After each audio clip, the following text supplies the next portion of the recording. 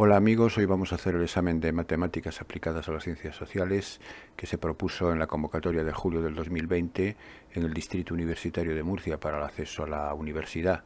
El primer ejercicio dice lo siguiente, que no discutir el sistema lineal de ecuaciones en función de los valores del parámetro a y resolverlo para a igual a 3. Bien, nos dan un sistema de tres ecuaciones lineales con tres incógnitas, x y z, con un parámetro a, que hay que discutir para ver ante qué tipo de sistema estamos. Bueno, pues para ello lo vamos a escribir en forma matricial, a por x igual a b, donde a es la matriz del principal o matriz de los coeficientes de las incógnitas, 1 a 1, 0, 2a y 1, 1, 1. Aquí tenemos los coeficientes de las incógnitas x y z. La matriz X es la matriz columna de las incógnitas, X y Z, y la matriz B es la matriz columna de los términos independientes 1, 2, 1. Bueno, pues lo vamos a hacer por el método de Gauss, que consiste en hacer ceros por debajo de la diagonal, el mayor número de ceros posibles por debajo de la diagonal principal de la matriz principal, y vamos a escribir la matriz ampliada. Bien, la matriz ampliada es la matriz principal A uniéndole la columna B, 1, 2, 1, y a partir de aquí vamos a hacer ceros por debajo de la diagonal 1, 2, 1. Aquí ya tenemos un cero hecho, por lo tanto lo único que tenemos que tratar de hacer es buscar un cero en este 1, en el primer elemento de la última fila. Entonces, para hacer un cero ahí, lo que vamos a hacer es la operación elemental fila tercera, restarle la fila primera. Si a la fila tercera le resto la fila primera, en la fila tercera queda modificada de la siguiente manera.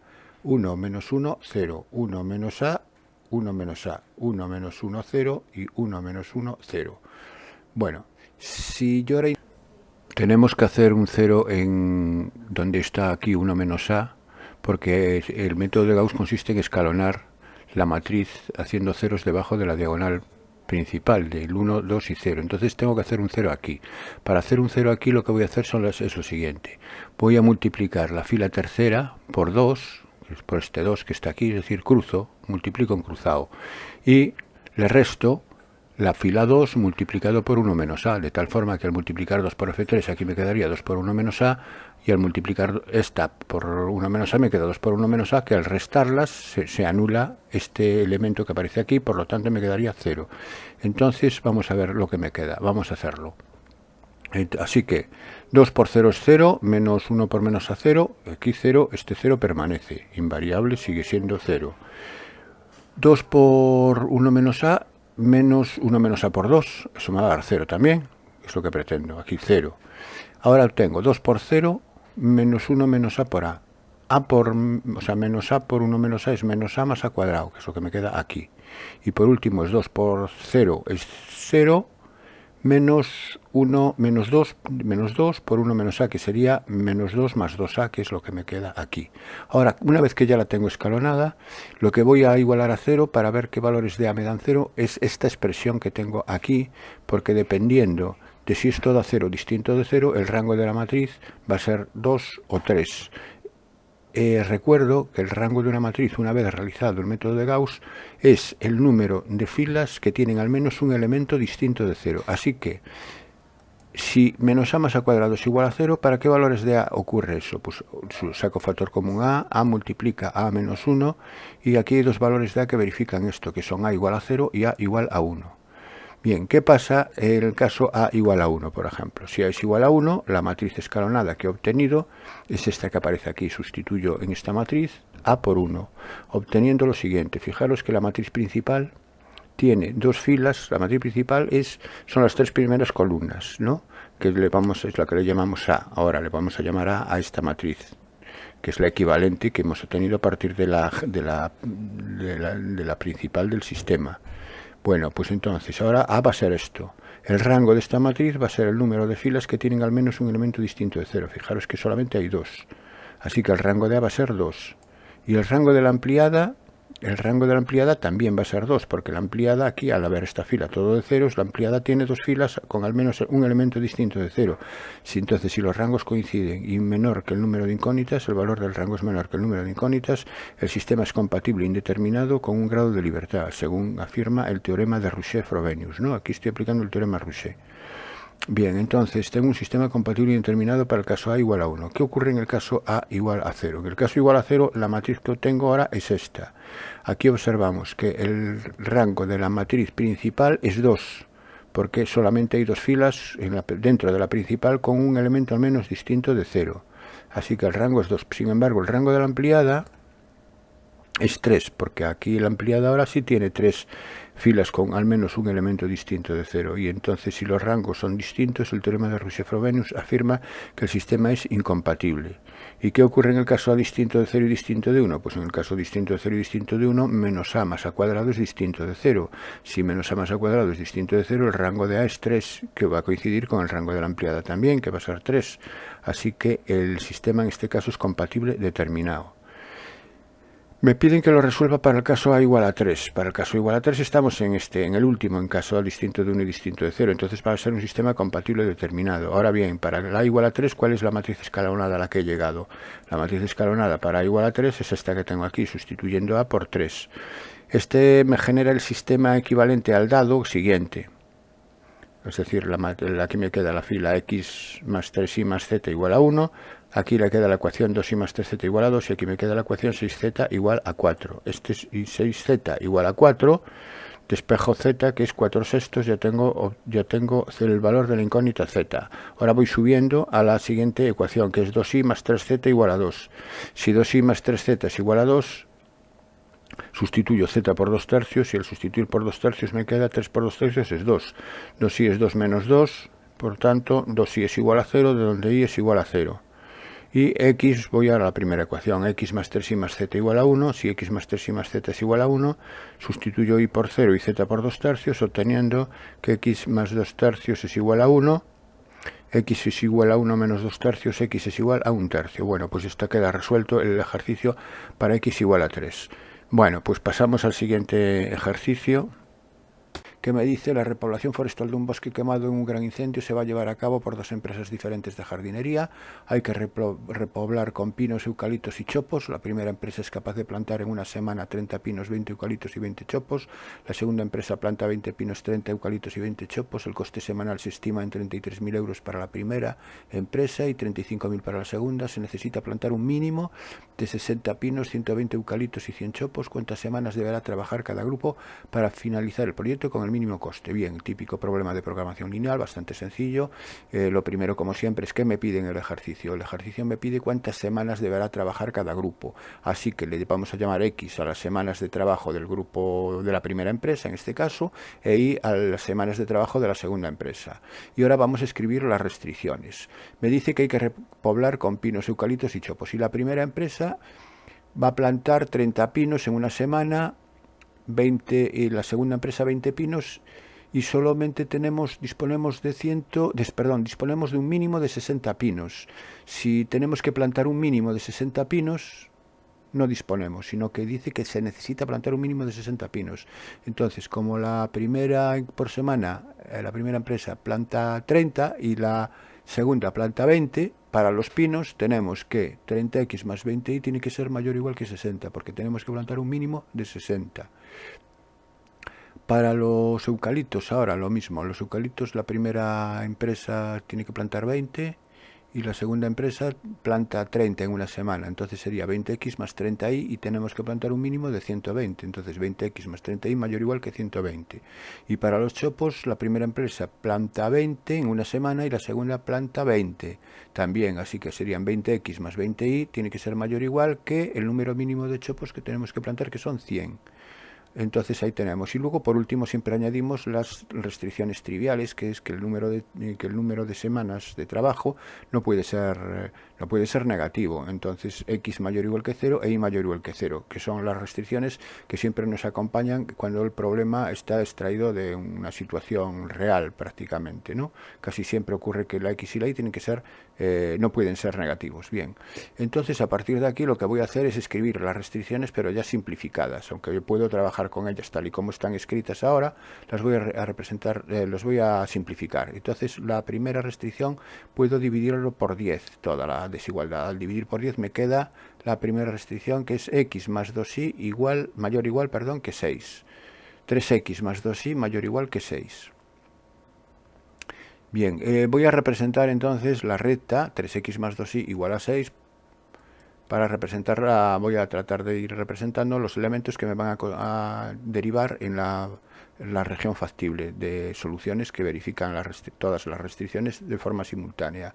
Y 3x más 2y mayor o igual que 6, sabemos que los puntos que verifican la desigualdad mayor o están a un lado de la recta o al otro. Entonces, ¿a qué lado están en este caso? En este caso están a la derecha, porque si cojo el 0, 0 que está a la izquierda y sustituimos por x por 0 y por 0, vemos que 0 no es mayor o igual que 6, por tanto, este punto no forma parte de las soluciones, así que las soluciones tienen que ser todos los puntos que están en este semiplano. Ceñido siempre al primer cuadrante. ¿Por qué el primer cuadrante? Por las restricciones x mayor o igual que 0 y mayor o igual que 0. Eso se nos ciñe siempre al primer cuadrante. Así que ya tenemos los puntos que están por aquí, limitados por este segmento verde. Bien, la siguiente restricción la puedo simplificar dividiendo por 10 también, y me queda 2x más 3y mayor o igual que 12. Y 2x más 3y mayor o igual que 12, represento la recta 2x más 3y igual a 12. Con dos puntos cualesquiera dando valores obtengo la recta, y esta recta le pasa lo mismo que a la verde, que los puntos que verifican la desigualdad son los que están por encima de ella por el mismo motivo, porque si cojo el 0, 0 vemos que el 0, 0 no lo verifica, por tanto tienen que ser los puntos de este semiplano. Entonces, solapándolos con los de la verde, me coincide, o sea que la verde sería una restricción, que podría suprimirla, porque fijaros que los puntos, al final los puntos que se solapan tanto de la verde como del azul en el primer cuadrante son los que están por encima del azul solamente. Bueno, pasamos a la siguiente restricción, la podemos dividir por 20, y al dividirla por 20 queda x más y mayor o igual que 5. Entonces esta recta x más y igual a 5, al dibujarla, me aparece aquí, y los puntos son los que están también por encima por el mismo motivo. Y ahora x mayor o igual que 0 me ciño al primer cuadrante. Entonces los puntos que verifican las tres restricciones al mismo tiempo son los que están en esta región sombreada. Fijaros entonces que los vértices de esta región sombreada, aquí esto se dispersa hacia el infinito, aunque está aquí limitado por necesidades del espacio y del dibujo, esto se prolonga hacia el infinito. Entonces los vértices solamente con los que tenemos que trabajar son el D, el E y el F, que son estos tres que limitan, en los que se limita la región factible. Todos los puntos que están en esta zona verifican las desigualdades planteadas o restricciones.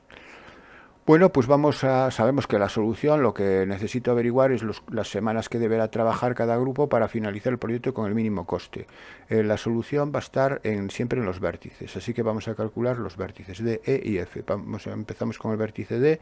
El vértice D es la intersección del eje de las Is, que tiene por ecuación x igual a 0, con la recta roja, que es x más y igual a 5. Si x vale 0, y vale 5. Entonces el punto D es el 0, 5. Es obvio, esto es muy fácil. El punto E es la intersección de la recta roja con la recta azul. Es x más y igual a 5 con la recta 2x más 3y igual a 12. Si multiplicáis por menos 2 la x más igual a 5 multiplicáis por menos 2 queda menos 2x, y luego sumamos, con el 2x se anulan, 3y menos 2y es y, y 12 menos 10, 2. Entonces y valdría 2 y x valdría 3. Así que la solución sería y valdría 2 y x 3. El punto sería el 3, 2. Ese sería el punto E. Y el punto F es la intersección del eje de las x, que tiene por ecuación igual a 0, con la recta azul, que es 2x más 3y igual a 12. Si y vale 0, 2x es igual a 12, x es 6 y es 0. Así que el punto F es el 6, 0. Bueno, pues ya tengo los tres vértices de la región factible, y ahora lo que tengo que ver es que el proyecto, cuál es el coste mínimo del proyecto. Bueno, entonces, ¿cuál es la función que tengo que minimizar? La función que tengo que minimizar es el coste, pero el problema me dice que el coste semanal es entre 33.000 para la primera empresa y 35.000 para la segunda, así que el coste total será f de xy, que será 33.000 por x más 35.000 por y, siendo x e y, repito, las semanas de trabajo de las empresas.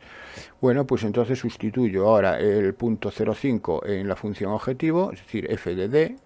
En el punto D, si sustituyo, me queda 35.000 por 5. 35.000 por 5, 175.000 euros. Sustituyo ahora por el punto E, es decir, x por 3 e y por 2. El resultado es 169.000 euros de coste. y el último punto, el f, que es el 6,0, sustituyo por 6 y queda el x por 6 y queda 198.000 euros. ¿Cuál es el que me provoca, cuál es el número de semanas que me generan el mínimo coste? El mínimo coste son 169.000 euros. Y por tanto el número de semanas es la solución E, que son 3 semanas de trabajo para la empresa primera y 2 semanas de trabajo para la segunda empresa. Bueno, pues esta sería la solución del ejercicio. Pasamos a la cuestión tercera. El beneficio semanal obtenido por una empresa de ordenadores viene dado por la función. Aquí me dan una función de segundo grado. Recordar que una función polinómica de grado 2 es una parábola, donde x representa el número de ordenadores vendidos semanalmente. Calcular el número de ordenadores vendidos cada semana para que el beneficio sea máximo. ¿Y cuál es este beneficio máximo? Bien, aquí no me dice el beneficio en que viene dado, o sea que doy por hecho de que viene dado en euros. No me dice si el beneficio viene dado en cientos de euros, en miles de euros, o en lo que sea, ¿no? En este caso, como no me lo da por defecto, si x representa el número de ordenadores, b de x voy a suponer que representa euros, porque es un beneficio económico.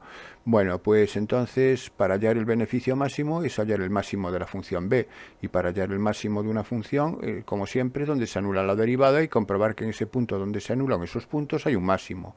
Entonces escribo la función y su derivada. Su derivada es menos 4x más 24. ¿Dónde se anula la derivada? La derivada se anula cuando menos 4x más 24 es 0, por tanto, si despejamos x es menos 24 entre menos 4, que es 6. Se anula en x igual a 6. Para ver si en x igual a 6 hay un máximo o un mínimo relativo, lo que voy a hacer es utilizar en este caso el criterio de la segunda derivada, porque como no necesito los intervalos de crecimiento y decrecimiento, y la segunda derivada es muy sencillita, pues voy a utilizar el criterio de la segunda derivada que tenemos que saber. Entonces, ¿cuál es la segunda derivada? La segunda derivada es menos 4. No depende para nada de x, me da siempre negativo. Entonces el criterio, recordar que dice que en el punto crítico donde se anula la derivada, si la segunda derivada en ese punto es negativo, hay un máximo. Si la segunda derivada en ese punto es positivo, hay un mínimo. Entonces, ¿cuánto vale la segunda derivada en 6? La segunda derivada en 6 sigue valiendo menos 4, porque la segunda derivada vale siempre menos 4 para cualquier valor de x, en particular para 6. Vale menos 4. ¿Es negativo? Sí. Si es negativo, eso quiere decir que en x igual a 6 hay un máximo relativo, o un máximo, en este caso es un máximo absoluto, porque es una parábola con un vértice que es un máximo, es una parábola cóncava, y la solución es en x igual a 6, es decir, vendiendo 6 ordenadores obtenemos el beneficio máximo. ¿Y cuál es ese beneficio? Pues ese beneficio es la imagen de la función en el 6, es evaluar la función b en x igual a 6, que sería menos 2 por 6 al cuadrado más 24 por 6 menos 36. Hecha esa operación me va a dar 36. En este caso supongo que son, no lo pongo, pero supongo que son euros, 36 euros. Eso sería el beneficio vendiendo 6 ordenadores. Bueno, y eso es todo en este problema, no tiene ninguna dificultad. Pasamos a la cuestión cuarta.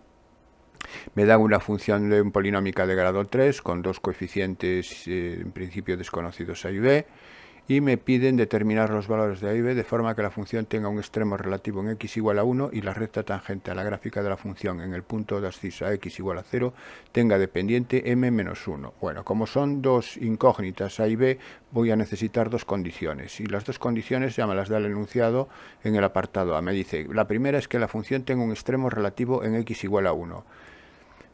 Pues si la función tiene un extremo relativo en f de x igual a 1, la derivada, eso quiere decir que la derivada en 1 es 0. Entonces escribo la función y su derivada. Y la primera condición es que la derivada en 1 es igual a 0. Bien. Y la segunda condición es que la recta tangente a la gráfica, en el punto de ascenso a x igual a 0. Recordar que la tangente, la pendiente de la recta tangente a la gráfica de una función en un punto es la derivada de la función en ese punto. Entonces, si la pendiente es menos 1, me está diciendo que la derivada de la función en 0 es menos 1, es decir, que f' de 0 es menos 1. Esa es la segunda condición. Con estas dos condiciones voy a averiguar a y b, porque si f' de 1 es igual a 0, tenemos que, sustituyendo x por 1 en la derivada, me queda que 3 más 2a más b es 0. Esa es la primera ecuación que obtengo. Y si f' de 0 es menos 1, al sustituir por 0 en la derivada me tiene que dar menos 1. Al sustituir x por 0 me da b directamente. b es igual a menos 1. Si b es igual a menos 1 ya tengo despejada la b. Y si b vale menos 1, me voy a la primera ecuación, sustituyo b por menos 1 y obtengo que 3 más 2a menos 1 es 0, de donde 2a es igual a menos 2. Y si 2a es igual a menos 2a es igual a menos 1.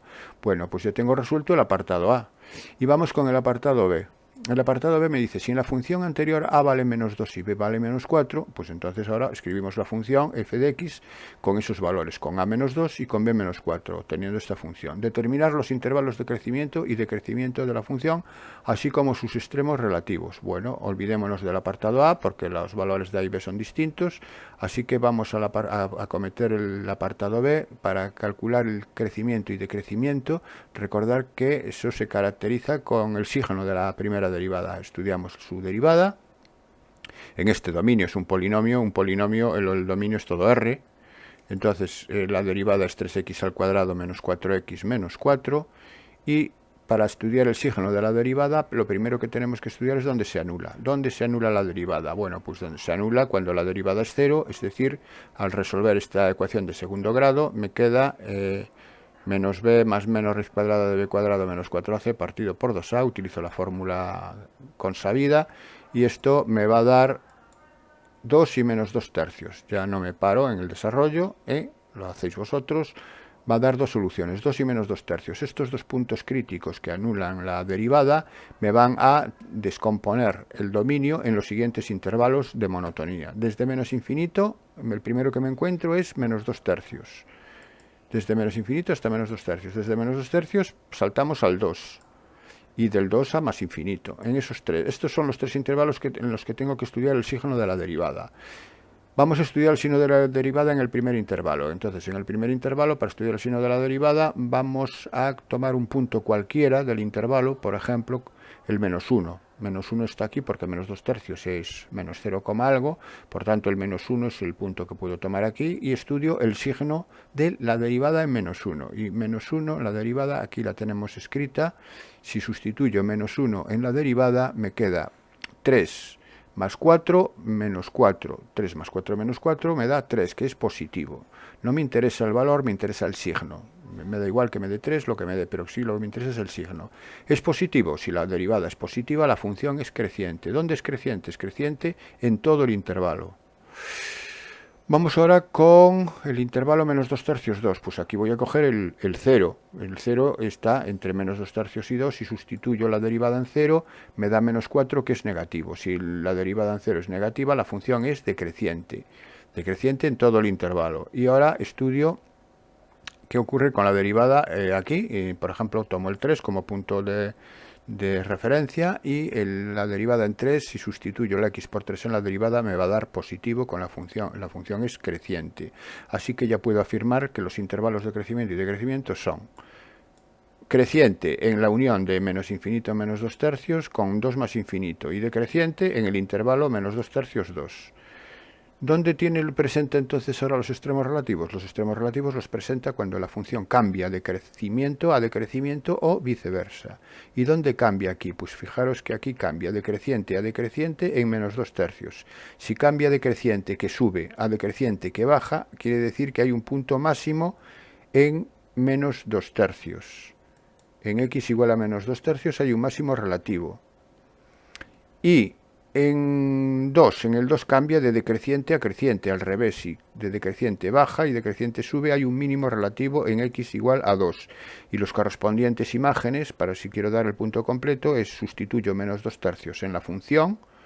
Recordar que la función era esta, estoy marcando con el cursor, y me da la imagen 67/27, y para el mínimo, si sustituyo por 2, aquí me va a dar menos 7.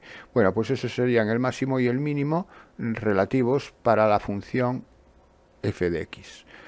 Pasamos a la cuestión quinta. Representar gráficamente el recinto del plano limitado por las parábolas f de x igual a, aquí tengo una parábola, y g de x igual a esta otra, y calcular su área. Bueno, para representar una parábola voy a calcular los puntos de corte con los ejes y el vértice, nada más. Con eso es suficiente, así que calculo en primer lugar para la parábola f de x, calculo los puntos de corte con el eje de las x, que es igualándolo a 0, Si yo igualo a 0 esta ecuación y la resuelvo por la ecuación de segundo grado, no tiene solución. ¿Por qué no tiene solución? Porque el discriminante va a ser negativo. Fijaros que el b cuadrado menos 4ac, el discriminante es 4 menos 4 al cuadrado es 16, 16 menos 4c que es menos 24, 16 menos 24 es menos 8. Si la raíz es de un número negativo no tiene solución real, así que no corta el eje de las x. Eso sería la respuesta a los cortes con el eje de las x. Y con el eje de las y, con el eje de las y x es 0. Si x es 0, la imagen vale 6, entonces con el eje de las y es el punto 0,6. Y el vértice lo voy a calcular con la derivada, porque sé que el vértice es un máximo, es un mínimo en una parábola, ¿no? Entonces calculo la derivada, que es 2x menos 4, se anula en x igual a 2, por tanto en x igual a 2 va a haber que o un máximo o un mínimo, pues utilizo el criterio de la segunda derivada. La segunda derivada es 2, es la derivada de 2x menos 4, que es 2. Si la segunda derivada es positivo, en x igual a 2 hay un mínimo, y su ordenada es 2, porque si sustituyo 2 por en la función, me queda 2 al cuadrado menos 8, es 4 menos 8 menos 4 más 6, 2. Eso sería un mínimo. Así que ya puedo dibujar la parábola, tiene un mínimo en 2, 2 y corta en el 0,6. Entonces la parábola, obviamente, es esta. Mínimo en 2, 2 y corta en el 0,6. Vamos con la parábola G. La parábola G, lo mismo. Primero puntos de corte con el eje de las x. Igual a 0 y resolviendo esta ecuación de segundo grado, esta sí tiene soluciones reales, me va a dar menos 0,88 y 3,38. Esos serían los valores de las x donde corta al eje dicha parábola. Y el extremo relativo, si es un máximo es un mínimo, la derivada es menos, el corte con el eje de las y, sustituyo x por 0 y me das 0,6 también, va a cortar en el 0,6. Y para el extremo, como decía, calculo la derivada, que es menos 4x más 5, que se anula en menos 5 cuartos, en 5 cuartos, x igual a menos 5, pasa a menos 5 restando, y dividido entre menos 4 es positivo, 5 cuartos, y la segunda derivada es negativa, es menos 4. Si la segunda derivada es negativa, en 5 cuartos hay un máximo, cuya imagen es sustituyendo 5 cuartos en la función, me da 51 octavos.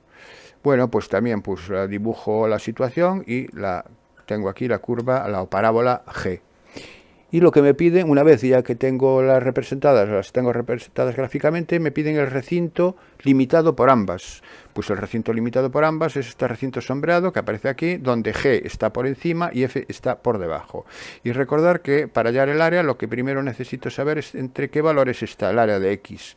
Pues el valor más a la izquierda está en 0, ya se ve, y el valor más a la derecha está aquí, a la derecha, entre 2 y 4. Voy a averiguar cuánto vale este punto. Y en principio, de forma analítica, ya se ve que es el 0, pero bueno, de todos modos me va a salir analíticamente. ¿Cómo calculo el punto de corte de ambas curvas? Pues resolviendo la ecuación a la hora de igualarlas. Igualo f a g, y si igualo f a g obtengo esta ecuación. Agrupo los términos semejantes y obtengo una ecuación de segundo grado sin término independiente, con lo cual saco factor común aquí a 3x, que multiplica a x menos 3, y es evidente que las soluciones son x igual a 0 y x igual a 3. Bueno, pues entonces los puntos de corte, las abscisas de los puntos de corte son x igual a 0 y x igual a 3. Y entre 0 y 3 hay una que la limita por encima, una única función que es g, y una única función que la limita por debajo es f. Por tanto, el área solicitada es la integral entre 0 y 3 de g de x menos f de x. Porque g es la que la limita por encima, repito, es la diferencia en este orden. Bueno, pues lo único que tenemos que hacer es hacer la resta, escribir g de x y restarle f de x. Ya le cambio de signo a todos los sumandos de f de x. Para hacer la resta, hago la resta, es decir, sumo los elementos del mismo grado, el 6 con el menos 6 se anula, y entonces me queda la integral de menos 3x al cuadrado más 9x. Haciendo la primitiva de esta función, queda menos x al cubo más 9x al cuadrado partido por 2. Entre los intervalos 0 y 3. Aplico la regla de Barrow y sustituyo x por 3 menos, y sustituyo x por 0. Bueno, sustituir x por 0 se anula todo, así que solamente aquí este resultado se obtiene sustituyendo la x por 3, que quedaría menos 27 más 81 medios. 9 por 3 al cuadrado, 9 por 9, 81 medios. Bien, pues 81 medios menos 27 me da 13,5.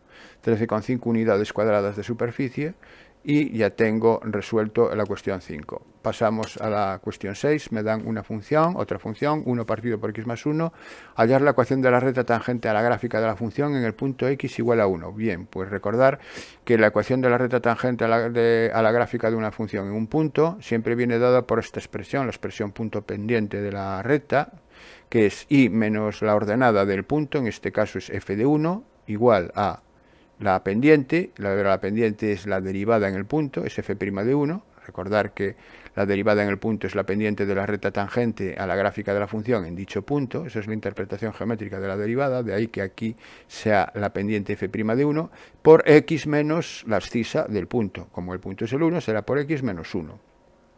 Entonces, la ecuación de la recta consiste en averiguar f de 1 y f' de 1. Siempre es la imagen en el punto y la derivada en el punto. Así que, ¿quién es f de x? F de x es 1 partido por x más 1. ¿Y quién es f' de x? F' de x es la derivada de este cociente. Y la derivada de este cociente es la derivada del numerador, que es constante, 0, por el denominador sin derivar, 0 sería, menos la derivada del denominador, que es 1, menos 1 por el numerador sin derivar, de ahí este menos 1, partido por el denominador al cuadrado. Bueno, pues calculamos f de 1. F de 1 evaluamos la función en x igual a 1 y queda un medio. F de 1 es 1 partido por 1 más 1. Y f' de 1. F' de 1 es aquí, es 1 más 1, 2, al cuadrado 4, sería menos un cuarto. F' de 1 menos un cuarto. Por tanto, la recta tangente es y menos un medio igual a menos un cuarto por x menos 1. Si queremos, esto sería escrita la ecuación en punto pendiente. Si la queremos escribir en forma explícita, lo único que tenemos que hacer es despejar la y será menos un cuarto de x y un medio, este menos un medio pasa sumando, este un medio sumado con el un cuarto que me sale de este producto, queda un cuarto más un medio, son 3 cuartos. Así que esto sería la ecuación explícita de la recta tangente. Y el apartado B me piden calcular el área de la región del plano limitada por la gráfica de la función, el eje de las x y las rectas de la ecuación x0 y x1. Bueno, si me piden que estudie el área limitada entre las rectas x0 y x1, pues ¿qué ocurre en el intervalo 0,1? Tengo que ver si la función en el intervalo 0,1 está por encima del eje o por debajo. Si está por encima es la integral entre 0 y 1 de la función, y si está por debajo es la integral entre 0 y 1 de menos la función. Para ver si está pero puede ocurrir que esté por ambos lados, que haya un tramo que esté por encima y otro que esté por debajo. Eso ocurre cuando la función se anula en el intervalo. ¿Y esta función se anula en el intervalo 0,1? Pues vamos a ver dónde se anula esta función. Esta función, en primer lugar, el dominio es todo r menos el menos 1, porque en el menos 1 se anula. En el menos 1 pudiera haber problemas, pero el menos 1 está fuera del intervalo 0,1. Por lo tanto, que se anule ahí, que el menos 1 no esté en el dominio, no me supone nada, porque en el intervalo 0,1 la función va a ser continua. ¿Y se anula? No, esta función evidentemente nunca se anula, porque si yo la quisiera anular, si esto lo iguala a 0, quedaría 1 igual a 0. Imposible, por tanto, que se anule. Así que eso quiere decir que la función en el intervalo 0,1 o siempre es positiva o siempre es negativa. ¿Cómo puedo saber qué es? Pues muy sencillo, en el intervalo 0,1 tomo un punto cualquiera del intervalo, por ejemplo el 1 medio, y lo sustituyo en la función. ¿Y qué me da? ¿Positivo o negativo? Pues me da positivo. Si sustituyo un medio aquí, me da positivo. Si la función es positiva en un medio, va a ser lo positivo en todos los puntos del intervalo. Así que la función f de x es mayor que 0, porque es continua y no se anula en el intervalo 0,1. Entonces, la función es siempre positiva. Eso quiere decir que está por encima del eje de las x. Si la función f está por encima del eje de las x, el área pedida entre las rectas x0 y x1 es la integral entre 0 y 1 de la función. Si estuviera por debajo sería menos f de x, tendría que cambiarlo de signo.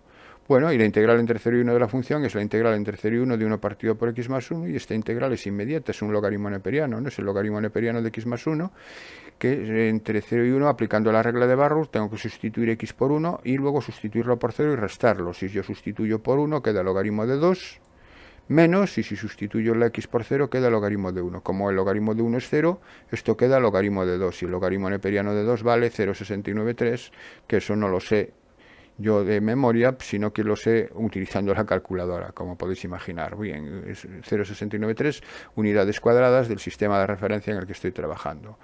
Bueno, pues pasamos a la cuestión séptima, que me dice lo siguiente: en una ferretería se encuentran mezclados 100 tornillos de color azul, 60 de color blanco y 40 de color rojo. La probabilidad de que un tornillo sea defectuoso es de 0,05 si es azul. Eso es una probabilidad condicionada. 0,02 si es blanco y 0,03 si es rojo. Un comprador elige un tornillo al azar, calcular la probabilidad de que el tornillo sea defectuoso. Bueno, pues esto lo vamos a hacer por un diagrama de árbol, como siempre. Si un comprador elige un tornillo al azar, puede ser de color blanco, perdón, de color azul, blanco o rojo. Y voy a denominar los sucesos ser azul por A, ser blanco por B y ser rojo por R.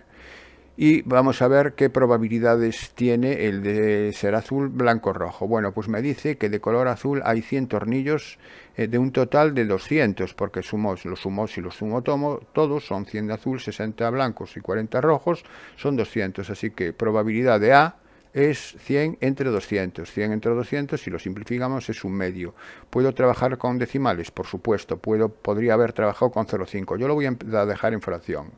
A efectos prácticos es exactamente lo mismo. Entonces, la probabilidad que voy a poner en esta rama es un medio. Vamos con la probabilidad de que sea de color blanco. De color blanco tengo 60, por lo tanto la probabilidad de B es 60 partido por 200, que simplificado, si lo divido entre 20 me queda 3 décimos, es lo más que puedo simplificar a efectos de irreducible, ¿no? 3 décimos, así que sería la probabilidad para B, el suceso B. Y la probabilidad del suceso R, de ser rojo, le voy a llamar R. Probabilidad de R, aquí le llamo C, bueno, en realidad esto es un error, es una R, ponerle una R, o si no le ponéis una C aquí, pero bueno, le llamamos R. Probabilidad de R es 40 rojos sobre 200, que es un quinto, así que la probabilidad de ser rojo es un quinto. Bien, y ahora me dice lo siguiente, me dice que es defectuoso si es azul el 0,01, entonces ahora la siguiente situación es que una vez elegido el tornillo, lo que voy a estudiar en ellos es si es defectuoso o si no es defectuoso.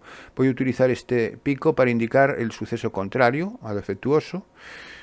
Y me dice que la probabilidad de ser defectuoso, si es azul, eso es la probabilidad de defectuoso condicionado a ser azul, es 0,01. Por tanto, el 0,01 sería en esta rama de aquí, 0,01. La probabilidad de ser defectuoso, si es blanco, es 0,02. Así que el 0,02 vendría aquí. Y la probabilidad de ser defectuoso, si es rojo, es 0,03. Vendría aquí 0,03. ¿Podría completar el árbol? Sí, porque aquí sería 0,99, aquí sería 0,98 y aquí sería 0,97 para que la suma de todas las ramas convergentes en un punto me dé 1. Bien, aquí no lo voy a escribir porque el hecho de no ser defectuoso no me lo va a pedir el ejercicio, sino que el ejercicio me va a pedir el apartado A, que el tornillo sea defectuoso. Me están pidiendo la probabilidad del suceso D. Claro, puede ser defectuoso de A, siendo azul, o siendo blanco, siendo rojo. Esto es multiplicar un medio por 0,01, 3 décimos por 0,02, un quinto por 0,03 y sumarlo. O en otras palabras es aplicar esta fórmula. Esta fórmula es la fórmula de la probabilidad total. Yo soy un poco enemigo de las fórmulas y esto en muchos problemas lo omito. Esta fórmula la omito, pero en realidad es lo que estoy haciendo cuando multiplico. Cuando multiplico un medio por 0,01, estoy multiplicando la probabilidad de A por la probabilidad de D condicionado a A. Luego le sumo la probabilidad de B, 3 décimos, por la probabilidad de D condicionado a B, que es 0,02. Y así para el tercero, para el caso R. Es decir, que finalmente me queda esto. Muchas veces ya lo hago directamente y ya omito esta fórmula. Repito, que es lo que se llama teorema de la probabilidad total. Y el resultado final me da 0,017. Y el apartado B. Bien, el apartado B es la probabilidad. Sabiendo que el tornillo es defectuoso, es una condicionada, me dan una condición previa, que es que el tornillo es defectuoso, calcular la probabilidad de que sea blanco, la probabilidad del suceso B, y la probabilidad de una condicionada es la probabilidad de la intersección, partido por la probabilidad de la condición, partido por la probabilidad de D.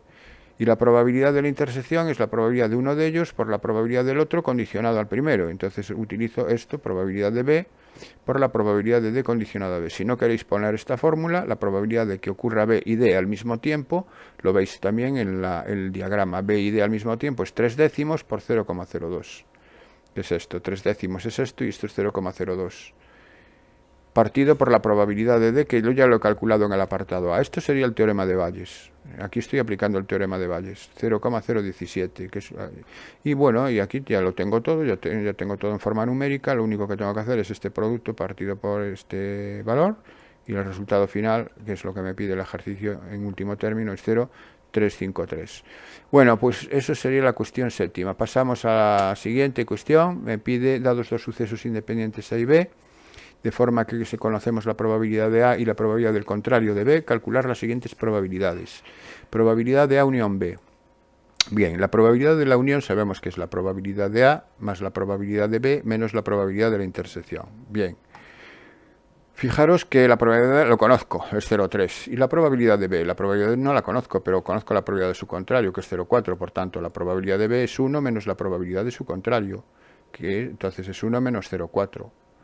Esto es trivial, entonces la probabilidad de B es 0,6. Y me queda la probabilidad de la intersección. Ahora bien, fijaros que lo que me dice aquí, me dice que los sucesos son independientes. Si los sucesos son independientes, sabemos que la probabilidad de la intersección es el producto de las probabilidades, es decir, la probabilidad de la intersección, como A y B son independientes, es la probabilidad de A por la probabilidad de B. Y la probabilidad de A es 0,3 y la probabilidad de B, lo acabo de decir aquí, lo acabo de calcular, es 0,6. 0,3 por 0,6 es 0,18. Entonces tengo la probabilidad de todo ya tengo la de A por el enunciado, tengo la de B que es 0,6 y tengo la probabilidad de la intersección que lo he averiguado por el hecho de que son independientes. Así que voy a la expresión que tengo inicialmente y sustituyo por sus valores.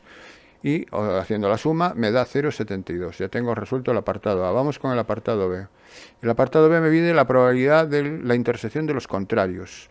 La intersección de los contrarios por una de las leyes de De Morgan es la probabilidad, perdón, es el suceso de intersección de contrarios, es la unión, el contrario de la unión, es el contrario de la unión. Aquí lo tengo escrito. Entonces la probabilidad es la probabilidad del contrario de la unión. La probabilidad del contrario de la unión es 1 menos la probabilidad de la unión, por el hecho de los sucesos contrarios, ¿no?, que se diferencian en 1. Bueno, pero la probabilidad de unión B lo he calculado en el apartado A, que era 0,72, así que esto es 1 menos 0,72, que es 0,28. Bien, aquí el truco está en saberse bien la ley de De Morgan. Y el apartado C. El apartado C es la probabilidad de A condicionado al contrario de B. Bien, la probabilidad de una condicionada, recordar que es la probabilidad de la intersección siempre de los dos sucesos partido por la probabilidad de la condición, en este caso contrario de B. El denominador ya lo tengo resuelto porque la probabilidad del contrario de B era 0,4 que me lo daba el enunciado. El único problema es la probabilidad de A intersección contrario. Bueno, hay que saberse la formulita de que la probabilidad de la intersección un contrario es, esto es lo mismo que, este suceso es lo mismo que A menos B. También puedo considerarlo así, A menos B. Puedo considerarlo o hacerlo el salto directamente, omitir esta igualdad. Y siempre la probabilidad del suceso A, es decir, del que no tiene el contrario, menos la probabilidad de la intersección de A con B. Eso sería la probabilidad de la diferencia. La probabilidad de A menos la probabilidad de A intersección B, partido por la probabilidad de B. Esto todo lo tengo. La probabilidad de A es 0,3. La probabilidad de la intersección era 0,18, que lo tenía aquí. Y la probabilidad del contrario de B, que es 0,4, que me lo daba el enunciado. Bien, haciendo la suma y el cociente correspondiente, el resultado final es 0,3, con lo cual queda resuelto el ejercicio 8. Y pasamos al ejercicio 9. El ejercicio 9 me dice que se ha estimado que el consumo medio de gasolina de los automóviles de un concesionario se distribuye según una ley normal con desviación típica 0,5 litros. Bueno, pues entonces la variable aleatoria es el consumo medio de gasolina en una población de automóviles, medida en litros. Me dice ahora que se han probado 10 automóviles, es decir, tomamos una muestra de n igual a 10 y me dice que se ha obtenido un consumo medio en esa muestra de 6,5 litros cada 100 kilómetros. Es decir, que tenemos una muestra, una variable aleatoria inicial que sigue una distribución normal de media desconocida y desviación típica 0,5, que si tomamos una muestra de esta población de tamaño 10, me da una media de 6,5 litros.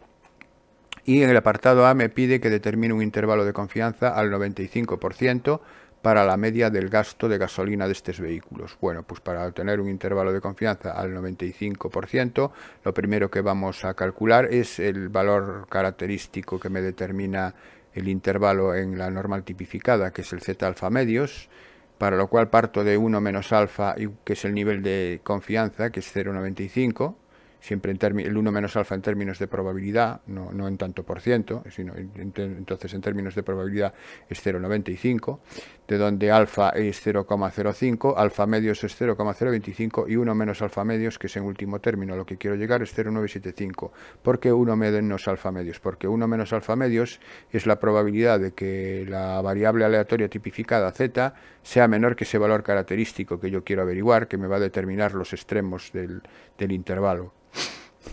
Entonces yo sé que la probabilidad de que z sea menor que z alfa medios, la probabilidad acumulada hasta él, hasta z alfa medios, es 0,975.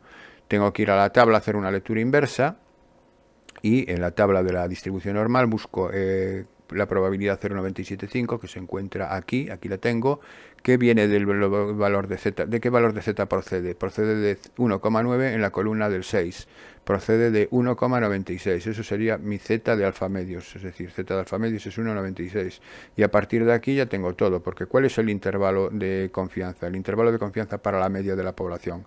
Eso viene dado por la fórmula media muestral más menos el valor característico z alfa medios que acabo de calcular por la desviación típica de la población partido por la raíz cuadrada del tamaño de la muestra. X muestral, la media muestral era 6,5, más menos z alfa medios era 1,96, la desviación típica era 0,5 y partido raíz de 10. El 6,5 es el centro del intervalo, el 1,96 por 0,5 partido por raíz de 10 va a ser el radio, me va a quedar 6,5 más menos haciendo esta operación que es el radio, es 0,309, restando tengo el intervalo inferior del el extremo inferior del intervalo y sumando obtengo el extremo superior del intervalo y entonces ya obtengo ya el intervalo pedido que sería 6,199 y 6,809. Aquí la afirmación es que la media de la población está comprendida entre 6,19 litros y 6,80 litros, con una probabilidad de acertar en la tal afirmación del 95%. Bueno, pues pasamos al apartado B. Me dice hallar el tamaño mínimo que debe tener la muestra para que con un nivel de confianza del 95%, es decir, el nivel de confianza es el mismo que en el apartado A, con lo cual el z alfa medios va a ser 1,96, eso no cambia, el error cometido del consumo de gasolina sea inferior a 0,2. El error cometido es el radio del intervalo. Entonces, el radio del intervalo es el z alfa medios sigma raíz de n. Así que lo que tiene que ser menor que 0,2 es precisamente esa expresión. Z alfa medios ahora es 1,96. Y el sigma partido raíz de n lo conozco. Vamos a ver, el z alfa medios he dicho que sí, que es 1,96. ¿Por qué? Porque el nivel de confianza es el mismo que el del apartado A. Entonces eso no cambia. El proceso de búsqueda de z alfa medios es el mismo, ya no lo repito. Sigma es 0,5. Y raíz de n es lo que tengo que averiguar, porque me pide el tamaño mínimo de la muestra, es decir, me piden n. Tiene que ser menor que 0,2 litros, tiene que ser menor que 0,2. Aquí, aunque no me lo dice, es inferior a 0,2, entiendo que son 0,2 litros, por supuesto. Bien, entonces el raíz de n que está dividiendo pasa multiplicando, queda 0,2 por raíz de n, es mayor que 0,5 por 1,96 es 0,98, y el 0,2 pasa dividiendo al 0,98, de donde raíz de n es 4,9, para quitar la raíz elevado al cuadrado ambos miembros, la raíz se cancela y queda n mayor que 24,01, que es el cuadrado de 4,9, así que si n es mayor que 24,01 y como n tiene que ser un número entero, n mayor o igual que 25, es decir, el tamaño mínimo de la muestra para que ocurra eso, para que el error cometido sea inferior a 0,2 litros, tiene que ser al menos de 25, en este caso 25 automóviles, son las muestras, la población son automóviles. Bien, pues pasamos a la cuestión décima y última. Me dice en un laboratorio farmacéutico se analiza el pH de una solución y se supone que esta sigue una distribución normal con una desviación típica de 0,02. La variable aleatoria entonces que tengo aquí es el pH medio en una población de mediciones de una solución. Y me dice que esto sigue una distribución normal con media desconocida y desviación típica 0,02. Y ahora hacemos un ensayo de 6 mediciones, es decir, tomamos una muestra de tamaño 6 y me dicen que la media de esa muestra, que en este caso es X barra, es 7,91. Pues esto es igual que el ejercicio anterior, determinar un intervalo de confianza al 95% para la media de las determinaciones de la misma solución obtenido por el mismo método. Y el apartado B, con el mismo nivel de confianza anterior, ¿cuál sería el tamaño mínimo de la muestra? Fijaros que es exactamente igual, para que el error sea inferior a 0,01. Entonces, vamos al nivel de confianza, me va a dar z alfa medios 1,96 porque 1 menos alfa ahora es 0,95, alfa 0,05, alfa partido por 2 0,025, el mismo proceso, 1 menos alfa medios es 0,975, voy a la tabla, busco el 0,975 en la probabilidad acumulada que lo encuentro aquí, que se corresponde con el valor de z 1,9 en la columna 6, es decir, con 1,96, así que z de alfa medios es 1,96 en la lectura de la tabla, y por tanto el intervalo de confianza, aquí tengo la fórmula genérica, en este caso, en este problema, la media muestral es 7,91, el z alfa medios es 1,96, sigma es 0,02 y raíz de n es raíz de 6, porque n ahora el tamaño 6. Calculo el radio del intervalo, que es haciendo esta operación, y queda 7,91 más menos 0,016 de radio. Si a 7,91, que es el centro, le resto el radio, tengo el extremo inferior del intervalo, y si se lo sumo, tengo el extremo superior del intervalo. Bueno, pues entonces el pH medio de la población está entre 7,89 y 7,92. En ese intervalo, se encuentra en ese intervalo con una probabilidad de éxito en la afirmación que acabo de hacer del 95%. Y el apartado B, con el mismo nivel de confianza anterior, ¿cuál será el tamaño mínimo de la muestra para que el error cometido sea inferior a 0,01? El error cometido es el radio del intervalo, así que z alfa medio sigma partido por raíz de n tiene que ser menor que 0,01. Z alfa medios es 1,96 porque el nivel de confianza es el mismo que en el apartado anterior y por tanto el z de alfa medios me va a dar exactamente lo mismo. Sigma es 0,02 y raíz de n es lo que tengo que despejar. Tiene que ser menor que 0,01. Raíz de n pasa multiplicando al 0,01.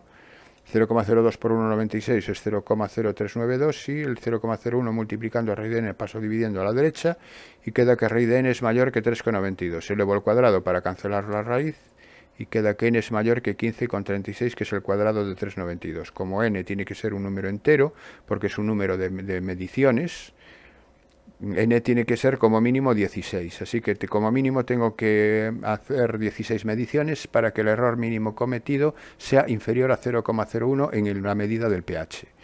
Bueno, pues esto es todo, espero que os haya servido de ayuda en este ejercicio de este examen de Murcia, donde hay 10 preguntas y que tendréis que elegir 5, supongo. Y recordar que vuestro profesor es el que tiene siempre la última palabra y yo me despido hasta el próximo vídeo.